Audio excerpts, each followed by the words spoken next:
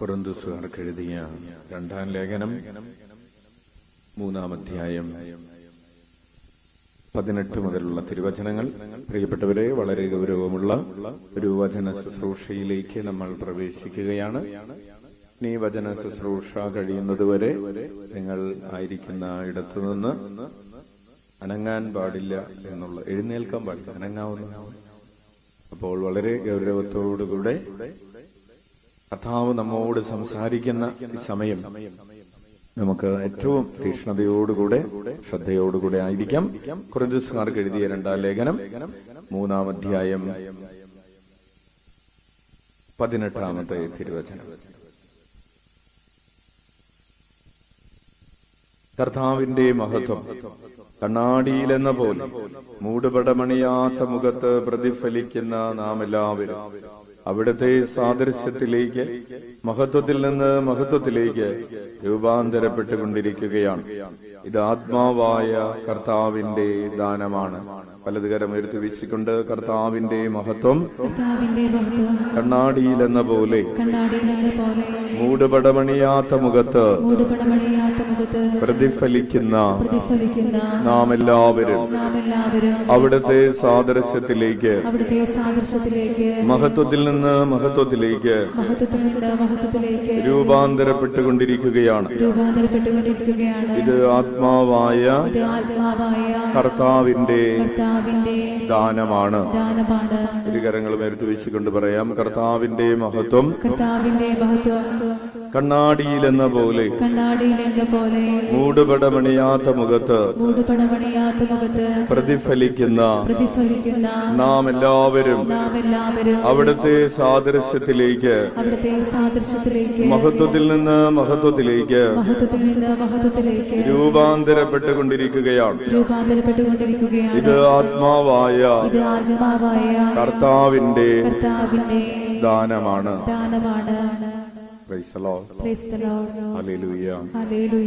ഈശോയിൽ സ്നേഹം നിറഞ്ഞ ജോസഫച്ച, പ്രിയപ്പെട്ട സിസ്റ്റേഴ്സ്, സഹോദരരെ, ഈശോ മിശിഹായിക്ക് സ്തുതിയായിരിക്കട്ടെ.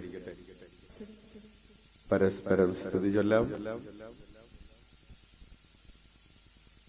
Praise the Lord.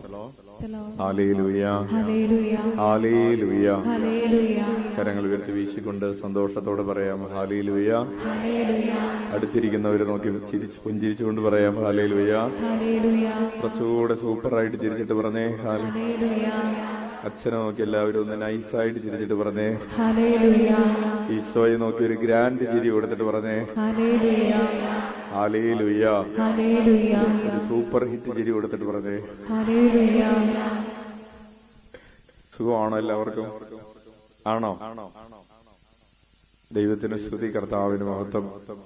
മഴക്കാലത്ത് ഇവിടെ ഇങ്ങനെ ആളുകൾ നിറഞ്ഞിരുന്നപ്പോ ചില ആളുകൾ പറഞ്ഞു മഴക്കാലമാണ്, അതുകൊണ്ട് റബ്ബർ വെട്ടൊന്നും ഇല്ലാത്തത് കൊണ്ടാണ് ആളുകൾ വന്നിരിക്കുന്നതെന്ന് പറഞ്ഞു. അല്ലേ? അങ്ങനെ പറഞ്ഞു. മഴക്കാലം ആയതുകൊണ്ടാണ് ആവിലയിൽ ഇപ്പോൾ ആള് കൂടുതലുള്ളത്. റബ്ബർ വെട്ടില്ലല്ലോ. ഇപ്പൊ റബ്ബർ വെട്ടുണ്ടോ? വെക്കേഷന് കൂടുതൽ ആള് വന്നു കഴിഞ്ഞാൽ പറഞ്ഞു വെക്കേഷനും ആയതുകൊണ്ടാണ്. അപ്പോൾ ഇപ്പോൾ റബ്ബർ വെട്ടുമുണ്ട്, വെക്കേഷനും അല്ല, പരീക്ഷ ഉണ്ട്. എന്നാലും നമുക്ക് എന്തിനു കുറവില്ല?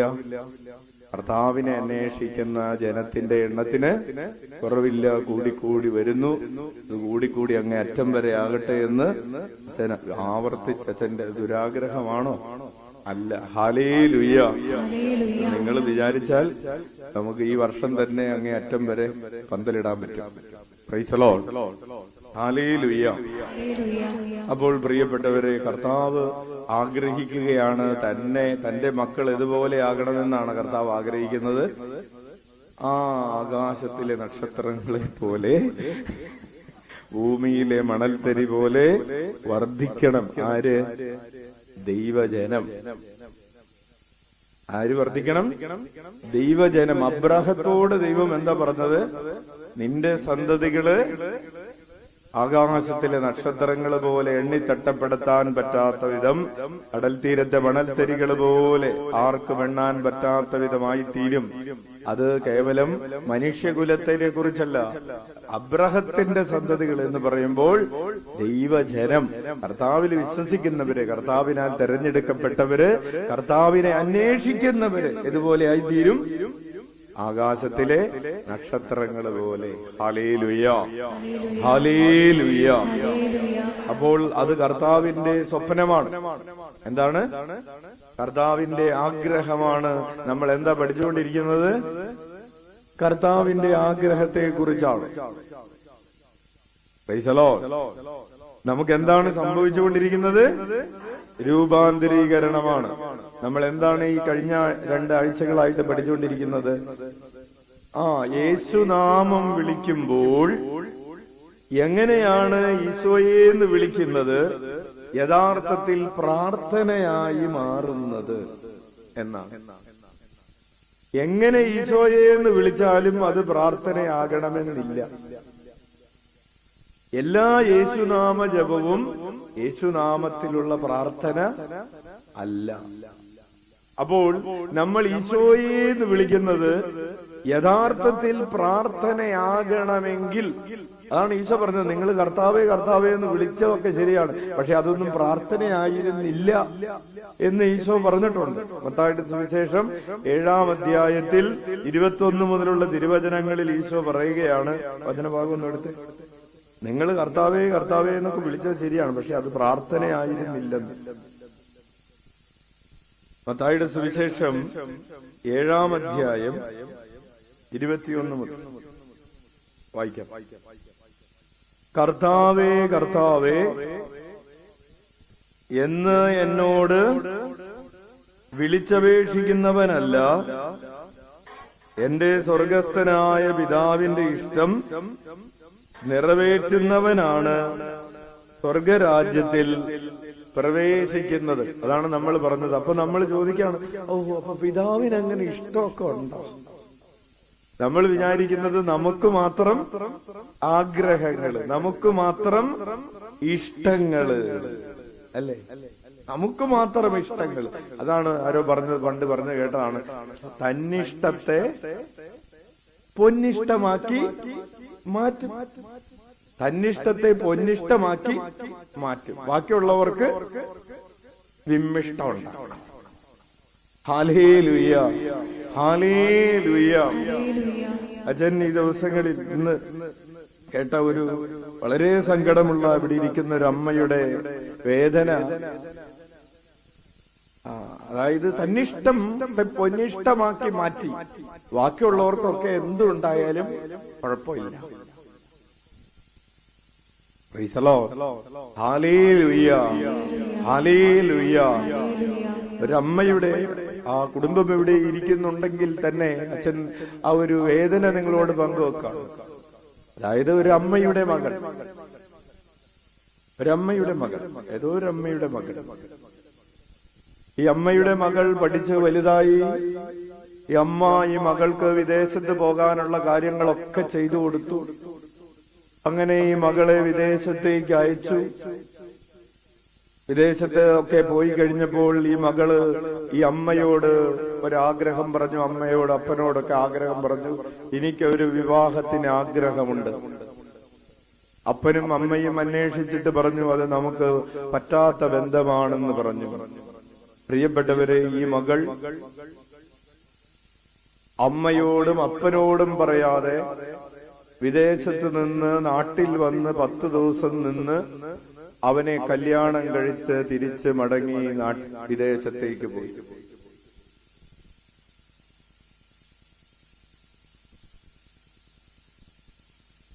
അവൾ നാട്ടിൽ വന്നതും തിരിച്ച് വിദേശത്ത് പോയതും അമ്മയും കുടുംബവും അറിഞ്ഞില്ല. നമുക്ക് മാത്രം ഇഷ്ടങ്ങളുള്ളെന്നേ, വേറെ ആർക്കും ഇഷ്ടങ്ങളൊന്നും ഇല്ലെന്നേ. അപ്പോ തന്നിഷ്ടത്തെ പൊന്നിഷ്ടമാക്കി, അപ്പോ അപ്പനും അമ്മയും അല്ലെങ്കിൽ കുടുംബാംഗങ്ങള് ഈ മകളുടെ വിവാഹം കഴിഞ്ഞതറിയുന്നത് തങ്ങൾ ഇത്രയും നാള് വെച്ചു ഇല്ലേ, ഉദരത്തിലെ ചുമന്നുകൊണ്ട് നടന്ന കുഞ്ഞ്, പ്രസവിച്ച് വളർത്തി പോറ്റി വലുതാക്കിയ കുഞ്ഞ്, പഠിപ്പിച്ച് വലുതാക്കിയ കുഞ്ഞ്, അവസാനം ആദ്യം എയർപോർട്ടിൽ കൊണ്ടുവിട്ടത് എല്ലാവരും കൂടെയാണ്. പിന്നെ പൈസയൊക്കെ ആയി, ഇഷ്ടങ്ങളൊക്കെ മാറിക്കഴിഞ്ഞപ്പോ ഇപ്പൊ അവൾക്ക് തനിച്ച് നാട്ടിൽ വരാം, ആരും പിക്ക് ചെയ്യണ്ട. തിരിച്ചു പോകാം, ആരോടും ഒന്നും പറയണ്ട, ചോദിക്കണ്ട.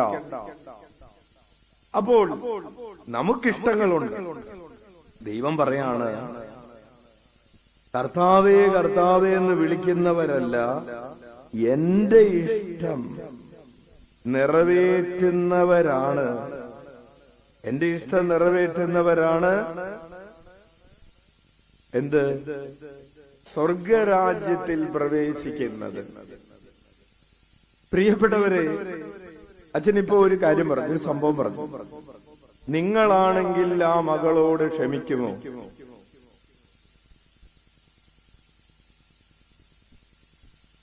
പലരും ഇപ്പൊ താഴ്ത്തു വല്ലതും ഉണ്ടോന്നൊക്കെ നോക്കുന്നുണ്ടല്ലോ. അവിടെ ഒന്നുമില്ല, ഇങ്ങോട്ട് നോക്കി. ക്ഷമിക്കോ? നമ്മൾ പറയും ഇത്തിരി വരട്ടെ, കുറച്ച് കഴിയട്ടെ. ഓക്കെ, ഇവിടെ ഇങ്ങനെ ഒരു സാഹചര്യത്തിൽ, അച്ഛൻ അത് സാന്ദർഭികമായി പറഞ്ഞു പോയതാ, എങ്കിലും ഇങ്ങനെ ഒരു സന്ദർഭത്തിൽ നിങ്ങളാണെങ്കിൽ ക്ഷമിക്കുമോ? നമുക്കറിയാം ആ ഉത്തരം എന്താണെന്ന്, പറയണ്ട, പറഞ്ഞു വെറുതെ. അപ്പോൾ കർത്താവിനൊരു ഇഷ്ടം ഉണ്ടാവും. ഈ ഒരു കാര്യത്തിൽ കർത്താവിനൊരു ഇഷ്ടമുണ്ടാകും. അതെന്തായിരിക്കും? ഉത്തരം തിരക്ക് പിടിച്ച് പറയണ്ട. അപ്പോൾ നമുക്ക് ആ കൊച്ചിന്റെ ഇഷ്ടത്തിന്റെ കാര്യം വിടും. നമ്മുടെ ഇഷ്ടം, മാതാപിതാക്കൾ എന്ന നിലയിൽ നമ്മുടെ ഒരു ഇഷ്ടം, നമ്മുടെ ഒരു ചിന്താരീതി എന്തായിരിക്കും? അപ്പോൾ ഇതിൽ ദൈവത്തിന്റെ ഇഷ്ടം എന്തായിരിക്കും? അച്ഛൻ കണ്ണു പൊട്ടി പറയാം, ദൈവത്തിന്റെ ഇഷ്ടം ക്ഷമിക്കുക എന്നതായിരിക്കും. നിങ്ങൾ അത് എഗ്രി ചെയ്യുന്നുണ്ടോ? പലരും എഗ്രി ചെയ്യുന്നില്ല, ഒരു മടി. ഇത് എഗ്രി ചെയ്യുന്നു എന്ന് കേട്ട് ഇനി നമ്മുടെ കൊച്ചുങ്ങളും അങ്ങനെ അങ്ങനെ ചെയ്ത് കളഞ്ഞാലും. എല്ലാവരുടെയും വീട്ടിലെ കാര്യമാകുമ്പോ എഗ്രി ചെയ്യാൻ എളുപ്പമാണേ, അല്ലേ? ഹല്ലേലൂയ. അപ്പോൾ ഇതിൽ കർത്താവിന്റെ ഒരു ഇഷ്ടം ഈ കൊച്ചിനോട് ക്ഷമിക്കുക എന്നതാണെങ്കിൽ അതെന്തോ ആയിക്കോട്ടെ, നമ്മൾ കൊന്നിട്ടാണെങ്കിലും കർത്താവിന്റെ ഇഷ്ടം എന്താണ്? ക്ഷമിക്കുക എന്നതാണ്. ഇരിക്കെ നമ്മുടെ ഇഷ്ടത്തെ മാറ്റിവെച്ചിട്ട് ഈശോയുടെ ആ ഇഷ്ടത്തെ ഞാൻ ഏറ്റെടുത്തിട്ട് ഈശോയേന്ന് വിളിക്കുന്നതാണ് യേശുനാമത്തിലുള്ള പ്രാർത്ഥന. ആർക്കെങ്കിലും എഴുന്നേറ്റ് പോകാൻ തോന്നുന്നുണ്ടോ? Hallelujah, hallelujah. ഓൺലൈനിൽ ഇരുന്ന് കേൾക്കുന്നവർ എഴുന്നേറ്റ് പോയാലും കുഴപ്പമില്ല, ആരും കാണില്ല. അപ്പോൾ പ്രിയപ്പെട്ടവരെ, ഇതാണ് നമ്മൾ പഠിച്ചുകൊണ്ടിരിക്കുന്ന ടോപ്പിക്. അപ്പൊ നമ്മൾ ടോപ്പിക്കിലേക്ക് വരികയാണ്. നമ്മൾ പറഞ്ഞു, യേശുനാമത്തിൽ പ്രാർത്ഥിക്കുമ്പോൾ നമ്മുടെ പദ്ധതികൾ എങ്ങനെയാവണം? ഈശോയുടെ പദ്ധതികളോട് ചേർത്ത് വയ്ക്കണം, ഐക്യപ്പെടണം. Hallelujah, hallelujah, hallelujah. അപ്പോൾ നമ്മുടെ പദ്ധതികൾ ഈശോയുടെ പദ്ധതികളോട് ഐക്യപ്പെടണം എന്ന് പറഞ്ഞപ്പോൾ നമ്മൾ കർത്താവിന്റെ കുറച്ച് പദ്ധതികളെ കുറിച്ച് ധ്യാനിച്ചിരുന്നു. എന്തൊക്കെയാണ് കർത്താവിന്റെ പദ്ധതികൾ? എല്ലാവരും രക്ഷ പ്രാപിക്കണം. Hallelujah, hallelujah, hallelujah. അപ്പോൾ എല്ലാവരും രക്ഷ പ്രാപിക്കാൻ ദൈവത്തിന് പദ്ധതിയുണ്ട്. നിനക്ക് വല്ല പദ്ധതി ഉണ്ടോ? എല്ലാവരും രക്ഷ പ്രാപിക്കാൻ ദൈവത്തിന് പദ്ധതിയുണ്ട്. നിനക്ക് വല്ല പ്രോജക്റ്റ് ഉണ്ടോ? ഒരു 10 പേരെ രക്ഷിക്കാനായിട്ട്? കൊച്ചു ത്രേസ്യക്ക് പദ്ധതി ഉണ്ടായിരുന്നു. എന്ത്? എല്ലാവരും രക്ഷ പ്രാപിക്കണം. അതിനുവേണ്ടി ഞാൻ എന്റെ സഹനങ്ങളെ വൈദികരുടെ വിശുദ്ധീകരണത്തിന് വേണ്ടി കാഴ്ചവെക്കും. ദൈവത്തിന് പദ്ധതിയുണ്ട്. എന്റെ പദ്ധതികൾ ദൈവത്തിന്റെ പദ്ധതികളോട് ഐക്യപ്പെടുത്തി. ഫ്രാൻസിസ് സേവിയറിന് ഒരു പദ്ധതി ഉണ്ടായിരുന്നു. എന്തായിരുന്നു ആ പദ്ധതി? ആത്മാക്കള് രക്ഷ പ്രാപിക്കണം, എല്ലാവരും രക്ഷ പ്രാപിക്കണം എന്നൊരു പദ്ധതി ഉണ്ടായിരുന്നത് കൊണ്ട് ഫ്രാൻസിസ് സേവിയർ ആ പദ്ധതി എങ്ങനെയാ നടപ്പാക്കിയത്? തന്റെ രാജ്യവും തന്റെ സൗകര്യങ്ങളും തന്റെ യൂണിവേഴ്സിറ്റിയിലുള്ള ജോലിയും ഒക്കെ ഉപേക്ഷിച്ച് ഒരു വൈദികനായി, ഈശോ സഭയിലെ ഒരു വൈദികനായി ഭാരതത്തിലേക്ക് പോന്നു. ഈ ചേട്ടായി നാട് വിട്ട് ഈ നാട്ടിലേക്ക് പോരുമ്പോ അവിടെ ഉള്ളവർക്കറിയാം ഇത് ഒടുക്കത്ത പോക്ക, ഇനി തിരിച്ചു വരാൻ സാധ്യതയില്ല. അങ്ങനെ തിരിച്ച് ഇനി വീണ്ടും ജന്മദേശം കാണാൻ പറ്റുമെന്ന് ഒരു പ്രതീക്ഷയില്ല. ഇങ്ങനെ നാട് വിട്ടു പോരുകയാണ്. നമുക്കറിയാം, ഇവിടെ നമ്മുടെ നാട്ടിൽ മിഷണറി പ്രവർത്തനത്തിന് വേണ്ടി വന്ന വൈദികരിൽ പലരും പിന്നെ തിരിച്ചൊരിക്കലും നാട് കണ്ടിട്ടില്ലാത്തവരാണ്. ജന്മദേശം കാണാനായിട്ട് അവർക്ക് പോകാൻ പറ്റിയിട്ടില്ല, അതിനാഗ്രഹമുണ്ടായിരുന്നില്ല, വിട്ടുപേക്ഷിച്ചു വന്നു. അതൊരു പദ്ധതിയാണ്. ഫ്രാൻസിസ് സേവ്യർ പറഞ്ഞു, നിങ്ങൾ എനിക്ക് ആത്മാക്കളെ തരിക, മറ്റെല്ലാം എടുത്തുകൊള്ളുക. Hallelujah, hallelujah. എന്താണ് പറഞ്ഞത്? ആത്മാക്കളെ തരിക, മറ്റെല്ലാം എടുത്തുകൊള്ളുക. എന്നെ തല്ലേ പിടിക്കുക, എന്നെ എന്തു വേണേലും ചെയ്തു, എനിക്ക് ആത്മാക്കളെ തരിക എന്ന് പറഞ്ഞ് ദൈവത്തിന്റെ ആ പദ്ധതി സ്വന്തം പദ്ധതിയാക്കി മാറ്റി. അപ്പൊ ഫ്രാൻസിസ് സേവ്യറുടെ ജീവിതത്തില്, ചിന്തയില്, വാക്കിലൊക്കെ ഇപ്പൊ ആരുടെ പദ്ധതിയാണുള്ളത്? ദൈവത്തിന്റെ പദ്ധതിയാണ്, ഈശോയുടെ പദ്ധതിയാണ്. അതുകൊണ്ടാണ് പ്രിയപ്പെട്ടവരെ, കർത്താവിന് എന്ത് സംഭവിക്കുന്നില്ല? ജീർണത സംഭവിക്കുന്നില്ല. ദൈവത്തിന് ജീർണത സംഭവിക്കുന്നില്ല. അതുപോലെ ദൈവത്തിന്റെ പദ്ധതികൾ മുഴുവൻ സ്വന്തം ശരീരത്തിലേക്ക് ഏറ്റെടുത്ത ഫ്രാൻസിസ് സേവ്യറിന്റെ ശരീരത്തിനും 500 വർഷം കഴിയുമ്പോഴും എന്ത് സംഭവിച്ചിട്ടില്ല? ജീർണത സംഭവിച്ചിട്ടില്ല. അമ്മ ത്രേസ്യയുടെ ഹൃദയത്തിനും എന്ത് സംഭവിച്ചിട്ടില്ല? കാരണം അവരുടെ ഹൃദയത്തിലുണ്ടായിരുന്നത് മുഴുവൻ ആരുടെ ആഗ്രഹങ്ങളാണ്? ദൈവത്തിന്റെ ഇഷ്ടങ്ങളും ആഗ്രഹങ്ങളുമാണ്. ദൈവത്തിന്റെ ഇഷ്ടങ്ങൾക്കും ആഗ്രഹങ്ങൾക്കും ജീർണത സംഭവിക്കുകയില്ല. ദൈവത്തിന്റെ ആഗ്രഹങ്ങൾ കൊണ്ട് കുത്തി നിറയ്ക്കപ്പെട്ട ഒരു ഹൃദയത്തിനും ജീർണത സംഭവിക്കുകയില്ല. ചതിൽ വിളിക്കാം, ഈശോയേ. നമ്മുടെയൊക്കെ ശരീരത്തിനും ഹൃദയത്തിനും എന്ത് സംഭവിക്കും? എന്തുകൊണ്ടാണ്? നമ്മുടെ ഹൃദയത്തിൽ ദൈവത്തിന്റെ ആഗ്രഹങ്ങൾ കുത്തി നിറക്കപ്പെട്ടിട്ടില്ലാത്തത് കൊണ്ടാണ്. ഹല്ലേലൂയ. വിശുദ്ധ അന്തോണീസിന്റെ നാവിന് ജീർണത സംഭവിച്ചില്ല. കാരണം എന്താണ്? ആ കുഴിമാടം തുറന്നപ്പോ നാവ് ഇങ്ങനെ അഴുകാതെ നിൽക്കുകയാണ്. ആ നാവ് എടുത്തിട്ട് വിശുദ്ധൻ പറഞ്ഞു, വഞ്ചറാണെന്ന് തോന്നുന്നു, ഈ നാവ് എത്ര അഴുകാത്ത നാവ്, എത്ര ദൈവസ്തുതികൾ പാടി.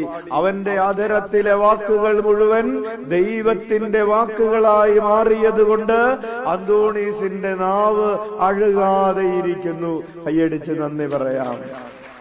ദൈവത്തിന്റെ നാവിന് ജീർണത വരാത്തതുപോലെ ദൈവത്തിന്റെ വാക്കുകൾ മാത്രമുണ്ടായിരുന്ന നാവിന് ജീർണത സംഭവിച്ചില്ല. ഉച്ചത്തിൽ വിളിക്കാം, ഈശോയേ. നമ്മുടെ നാവിന് എന്തായിരിക്കും സംഭവിക്കുന്നത്? ഏറ്റവും ആദ്യം അഴുകാൻ സാധ്യതയുള്ള സ്ഥലം.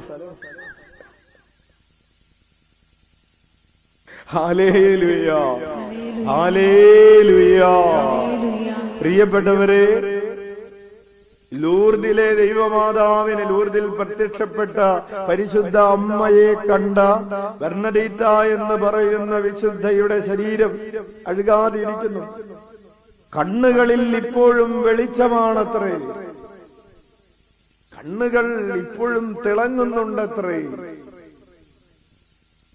കാരണം കണ്ടത് അവളുടെ കണ്ണിലെ കാഴ്ചകൾ മുഴുവൻ സ്വർഗീയമായ കാഴ്ചകളായിരുന്നു. അതുകൊണ്ട് ആ കണ്ണിന് ജീർണത സംഭവിക്കുന്നില്ല. അവൾ കണ്ണുകളിലേക്ക് ഏറ്റെടുത്തത് ദൈവത്തിന്റെ കാഴ്ചകൾ അവളുടെ കണ്ണിൽ നിറച്ചപ്പോ ആ കണ്ണ് ജീർണിക്കാത്ത കണ്ണായിട്ട് മാറി.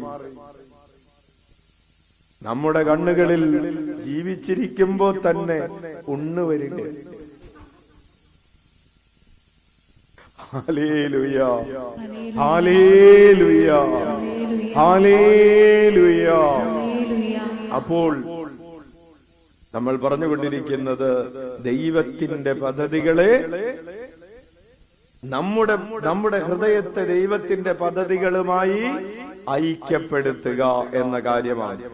കർത്താവിന്റെ മറ്റൊരു പദ്ധതിയായിരുന്നു, ഈശോയുടെ മറ്റൊരു പദ്ധതി തിന്മയെ തോൽപ്പിക്കുക, തിന്മയ്ക്ക് വെള്ളമൊഴിച്ചു കൊടുക്കാതിരിക്കുക. Hallelujah, hallelujah. എങ്ങനെയാണ് തിന്മയ്ക്ക് വെള്ളമൊഴിച്ചു കൊടുക്കുന്നത്? ഒരു പെഗ് അടിച്ചുകൊണ്ടിരിക്കുന്നവനോട് അടുത്തതുകൂടെ കഴിക്കടാന്ന് പറയുമ്പോൾ നമ്മൾ എന്ത് ചെയ്യാണ്? തിന്മയ്ക്ക് വെള്ളമൊഴിച്ചു കൊടുക്കുകയാണ്. ഹല്ലേലൂയ. ഒരാളെ കുറിച്ച് കുറ്റം പറഞ്ഞുകൊണ്ടിരിക്കുന്നത് കേൾക്കുമ്പോൾ അതിനെ പ്രോത്സാഹിപ്പിക്കുമ്പോൾ നമ്മൾ എന്ത് ചെയ്തുകൊണ്ടിരിക്കുകയാണ്? തിന്മയ്ക്ക് വെള്ളമൊഴിച്ചു കൊടുത്തുകൊണ്ടിരിക്കുകയാണ്. കള്ളന് വെറും കഞ്ഞിയല്ല, പാൽക്കഞ്ഞി വെച്ച് കൊടുത്തു. Praise the Lord. Hallelujah, hallelujah. മൊബൈലിൽ ഒരു തിന്മ കണ്ടുകൊണ്ടിരിക്കുന്ന കൂട്ടുകാരനോട് മറ്റേ കൂട്ടുകാരൻ പറയാണ്, നീ ഇത്രയൊക്കെ കണ്ടിട്ടുള്ളൂ, ഇതിൽ കൂടുതലുണ്ട് എന്ന് പറഞ്ഞ് അടുത്തതിന്റെ ലിങ്ക് അയച്ചു കൊടുക്കുകയാണ്. നീ ഇത് കണ്ടില്ലേ, നീ ഇത് കേട്ടില്ലേ, ഇതൊന്ന് കേട്ട് നോക്ക്, ഇതൊന്ന് കണ്ടു നോക്ക് എന്ന് പറഞ്ഞ് ലിങ്ക് അയച്ചു കൊടുത്തുകൊണ്ടിരിക്കുന്നവൻ, ലിങ്ക് അയച്ചുകൊണ്ടിരിക്കുന്നവൾ തിന്മയ്ക്ക് വെള്ളമൊഴിച്ചു കൊടുത്തുകൊണ്ടിരിക്കുകയാണ്. അവന്റെ പദ്ധതി ദൈവത്തിന്റെ പദ്ധതിയോട് ഐക്യപ്പെടുന്നില്ല. കാരണം ദൈവത്തിന്റെ പദ്ധതി എന്താണ്? ദൈവത്തിന്റെ പദ്ധതി തിന്മയെ, പിശാചിനെ തോൽപ്പിക്കുക എന്നതാണ്. അടുത്തതായി ഈശോയുടെ പദ്ധതി എല്ലാവരെയും തന്റെ ഹൃദയത്തിലേക്ക് ആകർഷിക്കാനുള്ള പദ്ധതിയാണ്. പിശാചിന്റെ പദ്ധതി ആരും ദൈവത്തിലേക്ക് വരാതിരിക്കാനുള്ള പദ്ധതി. Hallelujah, hallelujah, hallelujah. ഉച്ചത്തിൽ വിളിക്കാം, ഈശോയേ, ഈശോയേ, ഈശോയേ. കഴിഞ്ഞ ദിവസം ഒരാൾ വന്ന് എടൂര് ബസ്സിറങ്ങി കഴിഞ്ഞപ്പോൾ അവിടെ നിന്ന ആളോട് അവിടെ ചോദിച്ചു, ആവിലാപ്പള്ളി എവിടെയാണ്? അപ്പോ അവര് പറഞ്ഞു, ഇങ്ങോട്ട് മാറിയാണ്. എന്താന്ന് ചോദിച്ചു. പ്രാർത്ഥിക്കാൻ പോവാണ്. അപ്പൊ അവര് പറഞ്ഞു, ഇപ്പൊ ആവിലപ്പള്ളിയിൽ പ്രാർത്ഥനയൊന്നുമില്ല, എല്ലാം നിർത്തിയെന്ന് പറഞ്ഞു. അവര് തിരിച്ചു. പിന്നീട് ഒരു ദിവസം വന്നിട്ട് പറഞ്ഞു, നിർത്തിയത് എപ്പോഴാ വീണ്ടും തുടങ്ങി. വ്യാഴാഴ്ച ഇപ്പൊ പരിപാടിയൊന്നുമില്ല, ഇപ്പോ കുറച്ചുകൂടെ. Hallelujah, hallelujah. അപ്പോൾ തിന്മയുടെ ഏജന്റുമാരായി പ്രവർത്തിക്കുന്നവരുണ്ട്. ഹല്ലേലൂയ. പള്ളിയിൽ പോവാൻ വീട്ടിൽ നിന്ന് ഇറങ്ങിയവന് പള്ളിയിലേക്ക് വിടാത്ത ചില തിന്മയുടെ ഏജന്റുമാർ ചിലപ്പോ വീട്ടിൽ തന്നെ ഉണ്ടാവും. അപ്പോൾ a plan to give fullness of life. കർത്താവിന്റെ പദ്ധതി നമുക്കെല്ലാവർക്കും ജീവന്റെ സമൃദ്ധി ഉണ്ടാകണമെന്നാണ്. പ്രിയപ്പെട്ടവർ, ആദ്യമായിട്ട് വന്നിട്ടുള്ളവര് അച്ഛൻ ഇതൊന്നും വ്യാഖ്യാനിക്കാത്തത് നേരത്തെ പഠിച്ചിട്ടുള്ള കാര്യങ്ങളുടെ റിവിഷൻ ആയതുകൊണ്ടാണ്. അപ്പോൾ പദ്ധതികളെ കുറിച്ച് പറഞ്ഞു കഴിഞ്ഞതിന് ശേഷം നമ്മൾ പറഞ്ഞു കർത്താവിന് ചില ആഗ്രഹങ്ങളുണ്ട്. കഴിഞ്ഞ ആഴ്ച ഒരു ആഗ്രഹമാണ് പ്രധാനമായിട്ട് പറഞ്ഞത്. എന്താണ് കർത്താവിന്റെ പ്രധാനപ്പെട്ട ആഗ്രഹം? എല്ലാവരും തന്റെ അടുക്കലേക്ക് വരണം, തന്നെ അന്വേഷിക്കണം. ഒരാഗ്രഹം ഇല്ലേ?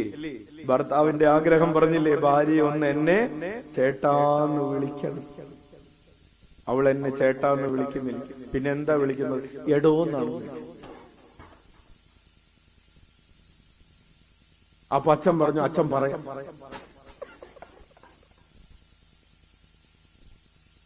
ഹല്ലേലൂയ.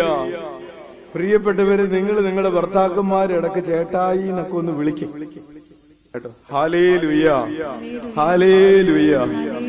അപ്പോൾ ദൈവം ആഗ്രഹിക്കുകയാണ്, ജനം തന്നെ അന്വേഷിക്കണമെന്നും തന്നെ കണ്ടെത്തണമെന്നും ദൈവം ആഗ്രഹിക്കുന്നു. എന്താണ് പറഞ്ഞത്? ജനം, വലതുകരം ഉയർത്തി വീശിക്കൊണ്ടെന്ന് പറഞ്ഞ ജനം തന്നെ അന്വേഷിക്കണമെന്നും തന്നെ കണ്ടെത്തണമെന്നും ദൈവം ആഗ്രഹിക്കുന്നു. ഹല്ലേലൂയ. അങ്ങനെ ആഗ്രഹമുള്ളത് കൊണ്ടാണ് ഈശോ പറഞ്ഞത്, ആർക്കെങ്കിലും ദാഹിക്കുന്നെങ്കിൽ എന്റെ അടുക്കൽ വന്നു കുടിക്കട്ടെ. ഈശോയുടെ ആഗ്രഹമാണ് വരണം, കുടിക്കണം. Hallelujah, hallelujah. ഈശോ വീണ്ടും പറഞ്ഞു, അധ്വാനിക്കുന്നവരും ഭാരം വഹിക്കുന്നവരുമായ നിങ്ങൾ എല്ലാവരും എന്റെ അടുക്കൽ വരണം. ഹല്ലേലൂയ. അപ്പോൾ അതാണ് ഈശോയുടെ ഒന്നാമത്തെ ആഗ്രഹം. നമ്മൾ കഴിഞ്ഞ ആഴ്ച ആവശ്യത്തിൽ അത് പറഞ്ഞിട്ടുണ്ട്. രണ്ടാമത്തെ ആഗ്രഹം നമ്മൾ പറഞ്ഞു തുടങ്ങി. എന്തായിരുന്നു അത്? ഈശോയുടെ രണ്ടാമത്തെ ആഗ്രഹമാണ് എല്ലാവരും രക്ഷ പ്രാപിക്കണം. അപ്പൊ നമ്മൾ ചോദിക്കും, ഈശോയ്ക്ക് ഒരു കാര്യം ആഗ്രഹിച്ചിട്ട് അത് നടത്താതിരിക്കാൻ പറ്റുമോ? പറ്റൂല.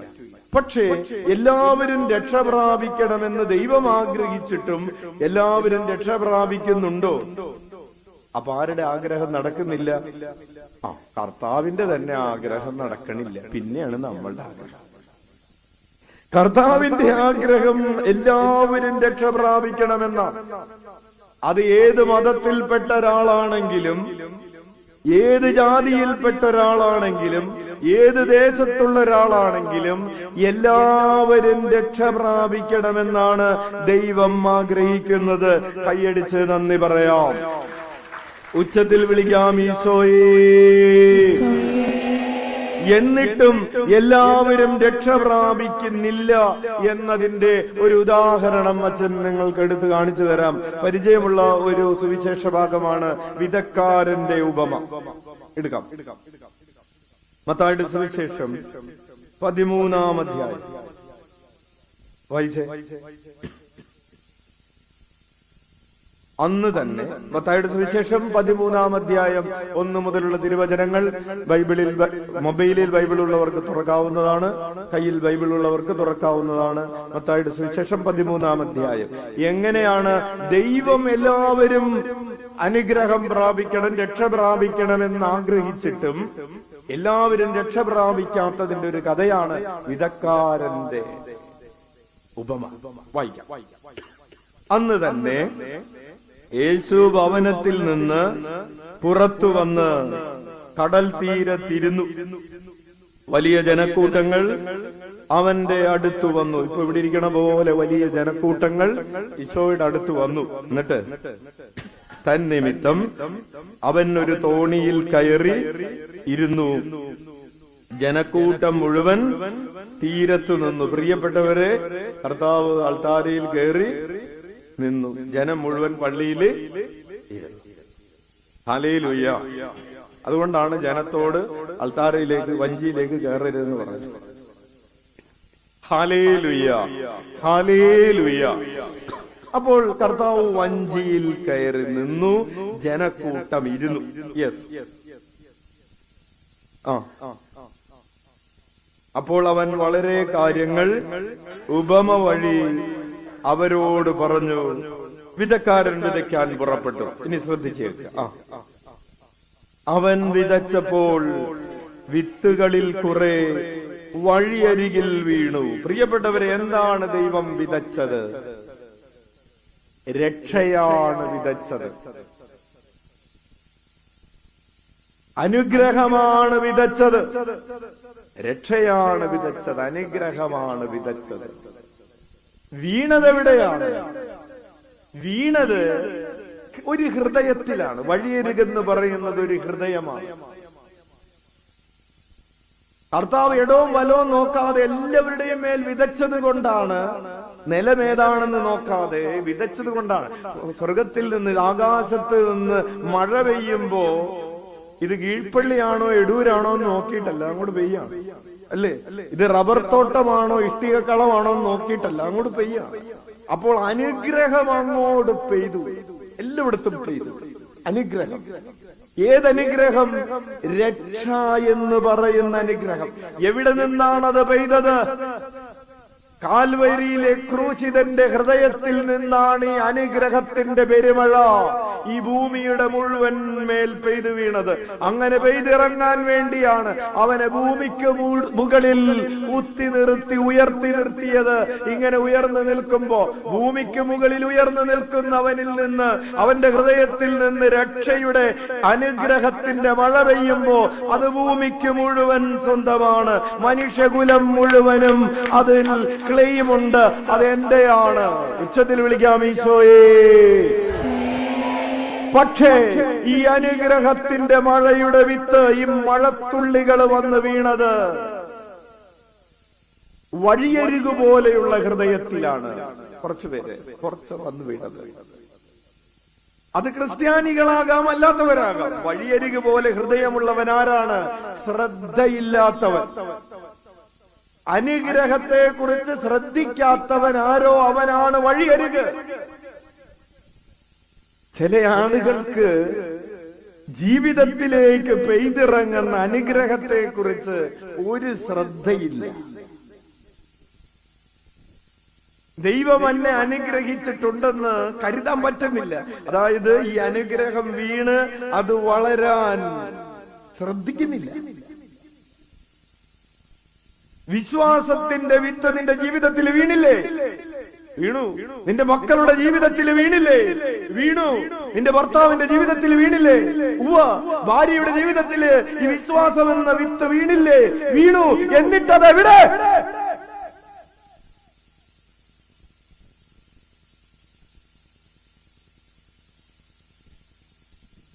മാമോദീസ സ്വീകരിച്ചത് എവിടെ? മാമോദീസയുടെ വിത്ത് വീണത് എവിടെ? സൈരലേപനത്തിന്റെ വിത്ത് വീണത് എവിടെ? 10 കൊല്ലം കാറ്റീസം പഠിച്ചതിന്റെ വിത്ത് വീണത് എവിടെ? 12 കഴിഞ്ഞപ്പോ പള്ളി പോകാതിരിക്കുന്നു. വിശ്വാസത്തിന്റെ വിത്ത് വീണത് എവിടെ? വീണ വിത്തൊന്നും ശ്രദ്ധിച്ചില്ലെന്നേ. അത് ടേക്കൺ ഫോർ ഗ്രാൻഡഡ്. അവിടെ കിടക്കട്ടെ എന്ന് പറഞ്ഞ് മാറ്റിവെച്ചു. എലി കയറി അത് തിന്നു. എലി കയറി അത് നശിപ്പിച്ചു. പിന്നെ പുറത്ത് ബോക്സ് മാത്രമേ ഉള്ളൂ. അച്ഛൻ ഓർക്കുന്നുണ്ട്, കോവിഡിന് മുമ്പ് അച്ഛൻ ഒറീസയിൽ പോയപ്പോ ഇതുപോലത്തെ 2 മോണിറ്റർ ഡൈനാക്ടെക്കിന്റെ 26,000 രൂപ കൊടുത്ത് 2 മേടിച്ചിട്ടുണ്ട്. 2 ഓരോന്നിനും 25 കിലോ ഉണ്ട്. ഇത് 2 കൊണ്ട് പണിച്ചേട്ടനുണ്ടായിരുന്നു 52 കിലോ ഉണ്ട്. ഒറീസയിൽ ചെന്നു അത് കൊണ്ടുവന്ന് വെച്ചു. കോവിഡായി പോയി. അവിടെ എടുത്തു സൂക്ഷിച്ചു വെച്ചു. 2 കൊല്ലം കഴിയുമ്പോൾ ചെല്ലുമ്പോഴാണ് അവരത് വീണ്ടും അത് പുറത്തെടുക്കുന്നത്. പെട്ടി നല്ല സുന്ദരം പെട്ടി. കണക്ഷൻ കൊടുക്കുമ്പോ ഒന്നും വരുന്നില്ല. കണക്ഷൻ കൊടുക്കുമ്പോ കരണ്ടിന് കുറെ സ്വരങ്ങൾ, നമ്മൾ പറയാത്ത സ്വരങ്ങളാണ് ഉള്ളിൽ നിന്ന് വരും. വേറെ കുറെ ആളുകൾ ഇറങ്ങി വരിക. പ്രിയപ്പെട്ടവരെ, ശ്രദ്ധിക്കാതെ വെച്ചതിന്റെ ഉള്ളിൽ ആര് കയറി? ഇതുപോലെ നിന്റെ ജീവിതത്തില് നിനക്ക് കിട്ടിയ അനുഗ്രഹങ്ങളെ നീ ശ്രദ്ധിക്കാതിരുന്നാൽ പലരുടെയും ജീവിതത്തില് ഈ വിശ്വാസത്തിന്റെ പുറം മൂടി മാത്രമേ ഉള്ളൂ, ഉള്ളില് ഒരു ഫലവും ഇല്ലാട്ടോ. ക്രിസ്ത്യാനിയാണോ? അതെ, ഫ്രെയിമുണ്ട്, ഉള്ളിലില്ല. യെസ്. അപ്പോൾ വഴിയരികു പോലെയായ ഭൂമി രക്ഷ പ്രാപിച്ച ഭൂമിയാകുമോ? വഴിയരികു പോലെയുള്ള മനുഷ്യൻ രക്ഷ പ്രാപിച്ച മനുഷ്യനാകുമോ? ഇല്ല. ദൈവത്തിന്റെ ആഗ്രഹം എന്ത് സംഭവിച്ചു? നടപ്പായില്ല. ദൈവത്തിന്റെ സ്വപ്നം പാളിപ്പോയി. പറയില്ലേ, പൊളിഞ്ഞ് പാളി. ഹല്ലേലൂയ. ഇനി അപ്പോ ദൈവത്തിന്റെ എല്ലാവരും രക്ഷ പ്രാപിക്കണമെന്ന ആഗ്രഹം അവിടെ നടന്നില്ല. ഇനി അടുത്ത സ്റ്റേജ് വായിച്ചേ. അവൻ വിതച്ചപ്പോൾ വിത്തുകളിൽ കുറെ വഴിയരികിൽ വീണു. പക്ഷികൾ വന്നു തിന്നു. പക്ഷികൾ വന്ന് തിന്നു. പിശാച് വന്ന് തിന്നു. ഉള്ളു പൊള്ളയായി. ഉള്ള് ആത്മാവ് പൊള്ളയായി. ബുദ്ധിയൊക്കെ ഉണ്ട്, പക്ഷെ ആത്മാവ് പൊള്ളയാണ്. ഇല്ല, ബുദ്ധിയുണ്ട്. നല്ല ശരീരമുണ്ട്, നല്ല മസിലുണ്ട്, സിക്സ് പാക്കാണ്, പക്ഷെ ആത്മാവ് പൊള്ളയാണ്. യെസ്. അടുത്തത്, ചിലത് വിതച്ചപ്പോൾ മണ്ണധികമില്ലാത്ത പാറമേൽ വീണു, മണ്ണിനാഴമില്ലാതിരുന്നതിനാൽ അത് പെട്ടെന്ന് പുളച്ചു പൊങ്ങി. പാറയാണെന്ന് നോക്കാതെ കർത്താവ് വിതച്ചു. എല്ലാവരും രക്ഷ പ്രാപിക്കട്ടെ, എല്ലാവർക്കും അനുഗ്രഹം. അനുഗ്രഹം കിട്ടാത്തതായിട്ട് ഒരാളും ഇവിടെ ഇല്ലാട്ടോ. പക്ഷേ ഇത് കിട്ടിക്കഴിഞ്ഞപ്പോ 2 ദിവസം നന്ദി പറഞ്ഞു. ഈ ഫലം എന്ന് പറയുന്നത് ഒരു ഫലം മാത്രം ഒന്ന് എടുത്തോ. നന്ദി എന്ന് പറയുന്നത് ഒരു ഫലമാണെന്ന് വിചാരിക്കും. ദൈവം നമുക്ക് അനുഗ്രഹം തന്നു. ഈ അനുഗ്രഹത്തിന്റെ ഒരു ഫലമാണ് എന്ത്? കൃതജ്ഞത എന്ന് പറയുന്നത്. 2 ദിവസം നന്ദി പറഞ്ഞു. 3-ാം ദിവസം ഒരു തിരുവയിൽ വന്നപ്പോ, ഇത്തിരി പ്രശ്നം വന്നപ്പോ, ഇത്തിരി ബുദ്ധിമുട്ട് വന്നപ്പോ, ഒരു വഴക്ക് കേൾക്കേണ്ടി വന്നപ്പോ, ഒരു പ്രയാസം ഉണ്ടായപ്പോ ദേ ആ ചെടി കരിഞ്ഞുപോയി. ഞാൻ ഇനി പള്ളിയിലേക്കില്ല.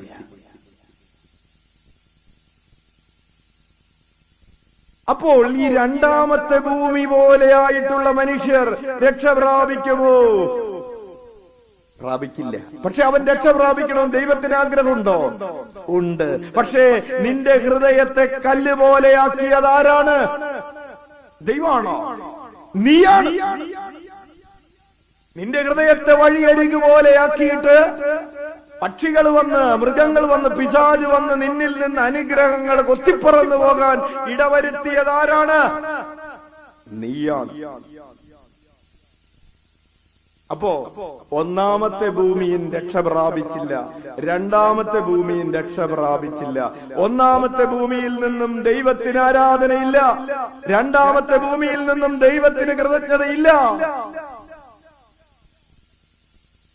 3ാമത്തെ ഭൂമി വേറെ ചിലത്, അങ്ങനെ ആൾക്കാരെ കുറിച്ച് വേറെ ചില ആൾക്കാർ, ഓക്കെ, വേറെ ചിലത് മുൾച്ചെടികൾക്കിടയിൽ വീണു. മുൾച്ചെടികൾ വളർന്ന് അതിനെ ഞെരുക്കിക്കളഞ്ഞു. വിശ്വാസമൊക്കെ ഉണ്ട്. ഈ വിശ്വാസം പിടിച്ചുകൊണ്ട് വിശ്വാസമില്ലാത്തവരുടെ ഇടയിൽ പോയിരുന്നു. വിശ്വാസം പിടിച്ചുകൊണ്ട് പാപം ചെയ്യുന്നവരുടെ ഇടയിൽ പോയിരുന്നു. വിശ്വാസം പിടിച്ചുകൊണ്ട് കൂടോത്രം ചെയ്യുന്നവരുടെ കൂടെ പോയിരുന്നു. വിശ്വാസം പിടിച്ചുകൊണ്ട് അന്ധവിശ്വാസങ്ങൾ ഉള്ളവരുടെ അടുത്ത് പോയിരുന്നു. വിശ്വാസം പിടിച്ചുകൊണ്ട് ജഡമോഹങ്ങൾ ഉള്ളവരുടെ ഇടയിൽ പോയിരുന്നു. ഈ വിശ്വാസം പിടിച്ചുകൊണ്ട് ലോകത്തിന്റെ കാര്യങ്ങളിൽ ചുറ്റി നടക്കുന്നവരുടെ ഇടയിൽ പോയിരുന്നു. അങ്ങനെ ഈ വിശ്വാസത്തിന്റെ ആ ഫലം പുറപ്പെടുവിക്കാൻ പറ്റിയില്ല. വിശ്വാസമുണ്ട്, അനുഗ്രഹമൊക്കെ കിട്ടിയിട്ടുണ്ട്, പക്ഷേ ഈ പിറുപിറുപ്പുകളും മുറുമുറുപ്പുകളൊക്കെ നടത്തുന്നവരുടെ കൂടെ പോയി അങ്ങോട്ട് തിരുന്നു. അവര് ദുഷിച്ചുപോയി. അപ്പൊ അനുഗ്രഹം കിട്ടിയോ? കിട്ടി. അനുഗ്രഹം നിന്റെ ഹൃദയത്തിൽ, നിനക്ക് അനുഗ്രഹം കിട്ടി. പക്ഷെ ആ അനുഗ്രഹം വളർന്നു വലുതായി ഫലമായി മാറിയില്ലെന്ന്. പ്രിയപ്പെട്ടവരെ, കർത്താവ് ചോദിക്കുന്നത് ആർക്കൊക്കെ അനുഗ്രഹം കിട്ടിയെന്നല്ല. ആ ചോദ്യപേപ്പറിൽ ആ ചോദ്യം ഇല്ല. അനുഗ്രഹം കിട്ടിയവര് കൈവക്കാനായിട്ട് പറയുന്ന കർത്താവില്ല. കാരണം അനുഗ്രഹം കിട്ടിയവരാണ് എല്ലാവരും. കിട്ടിയ അനുഗ്രഹം കൊണ്ട് നീ ഫലം പുറപ്പെടുവിച്ചിട്ടുണ്ടെങ്കിൽ കൊണ്ടുപോ.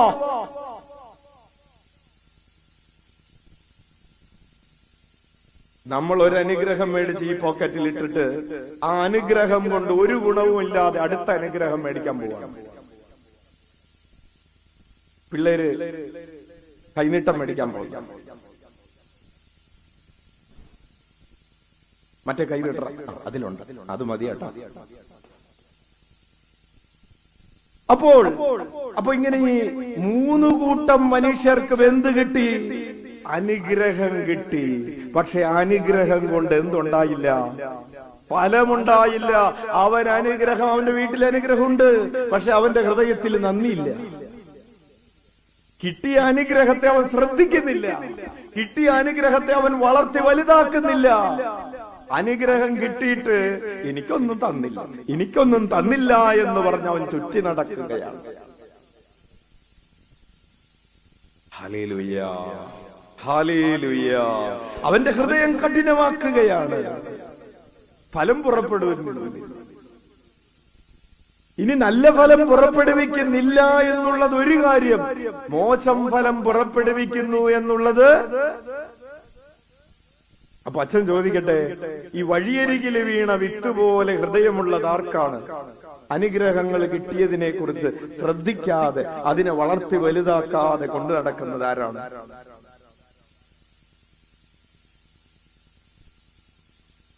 നിങ്ങളുടെ പേര് മറന്നുപോയാ?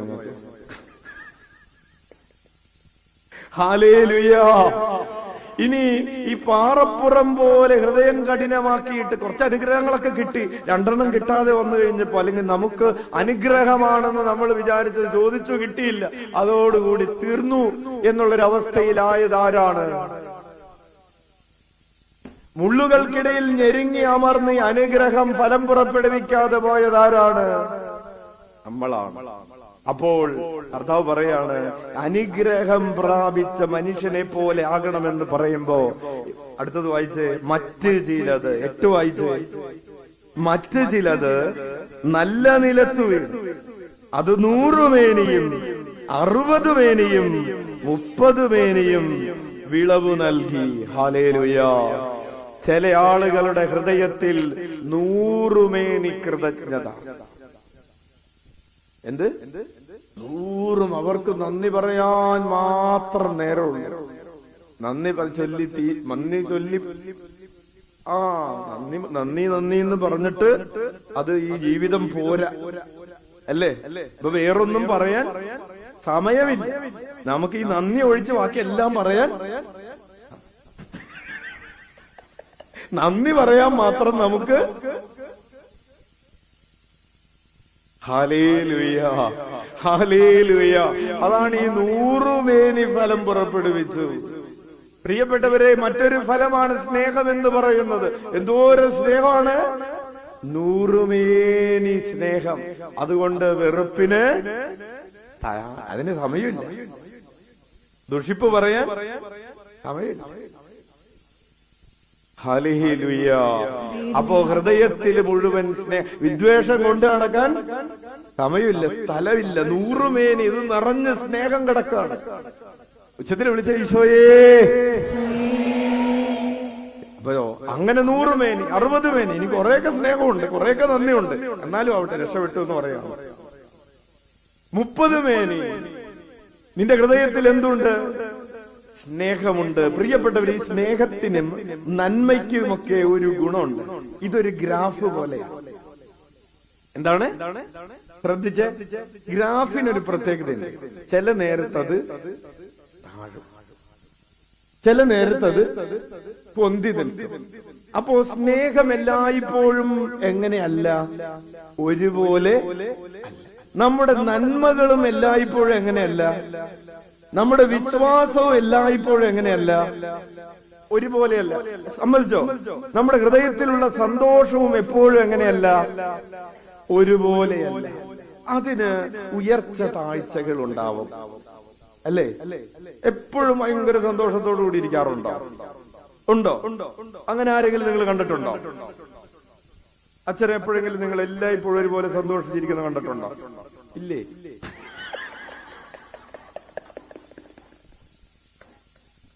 Hallelujah, hallelujah. നിങ്ങൾ ഇങ്ങനെ സത്യം പറയുന്ന എന്തിനാണ്?